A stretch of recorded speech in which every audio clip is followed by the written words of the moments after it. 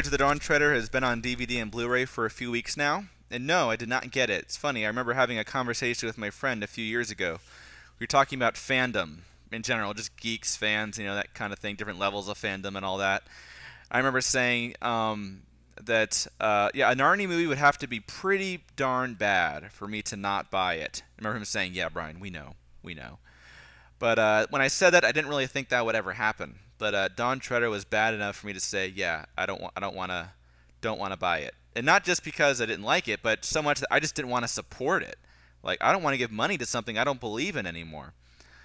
I actually thought about getting it, believe it or not, just for analysis purposes, so I can join in on the discussion. Maybe it does put me at a bit of a disadvantage not being able to join in the discussion. I know a few fans who really didn't like it, who bought it for that reason. I decided, nope, don't want to support this. But I was kind of interested in hearing the audio commentary from director Michael Apted and producer Mark Johnson, just to see how they defend some of these decisions, I guess. There's a couple things they've said that have actually made me think about buying the Blu-ray on eBay, a used copy. So I wouldn't technically be supporting it. It's probably what I would do. But they say some things I just feel like I have to hear this to believe it. And there's probably some things they say that are pretty outrageous that I haven't heard yet. But this quote here, and I'm going to read this quote, and you're probably going to say, Glumpuddle, why are you so surprised by this? A lot of people, and you yourself even, have been talking about how this is what they've done with the movie, where they've tried to take a really special book and cram it into a formula. I don't know if it really surprises me that was the reason, but it's more about that they're admitting it.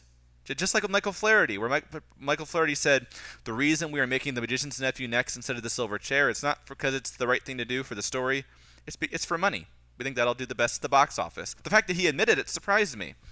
Here we have again. Here's this quote from the audio commentary on Voyage of the Dawn Treader. Director Michael Apted says, I just got this quote from the internet. Apted says, one of the problems you have with the film is that there isn't really a villain in the story, and all good adventure stories have to have a villain. And so for this, it's the Green Mist. That is our villain. Oh boy, where do I start? Again, you can see where this is just what I was saying in the last video, and even the one before that.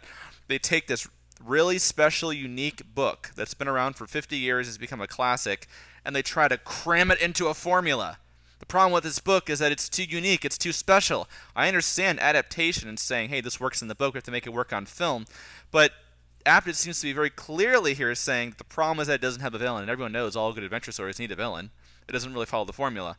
Also, as a fan of the book, obviously, this is pretty insulting. He's basically saying that the book is not a good adventure story. He's saying all good adventure stories have to have a villain, and the book doesn't have one. Well, gee, thank you. That makes me feel good as a fan of the book. I just read that and found it hard to believe that any self-respecting artist would actually admit on the audio commentary for their movie that such simple-minded, one-dimensional, dumb kind of thinking went into such a central, important storytelling decision. The Mist, that's what the story's about.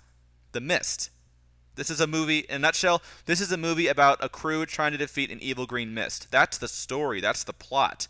And the way they came to that was, well, every story needs a villain. Then you admit that such simple-minded thinking went into a big decision like that, not to mention a huge departure from the book.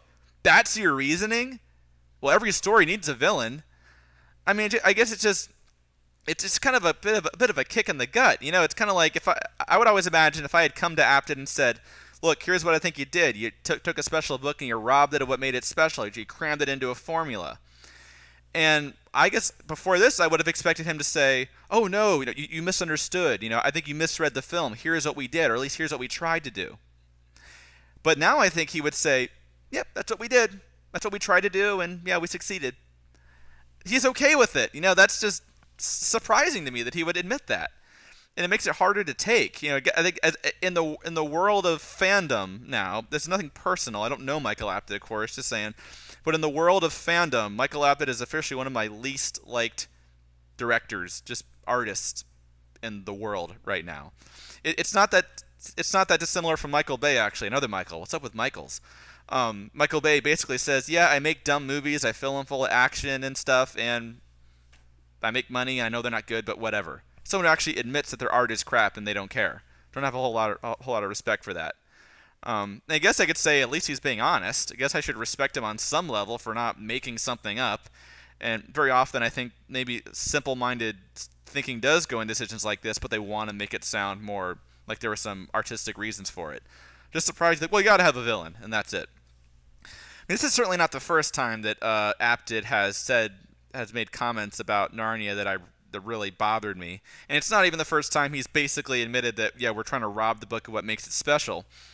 Sometime before the movie came out, it was in October, I think it was.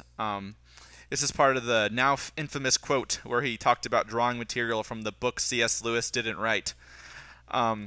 He said towards the end of the quote, "Whereas Star Wars and Harry Potter are a bit more attentive to that flowing stream of franchise narrative, Mr. Lewis wasn't so keen on it, talking about how the Narnia books aren't really that connected. Yeah, similar characters, same world, but the stories themselves are pretty much 7 independent stories."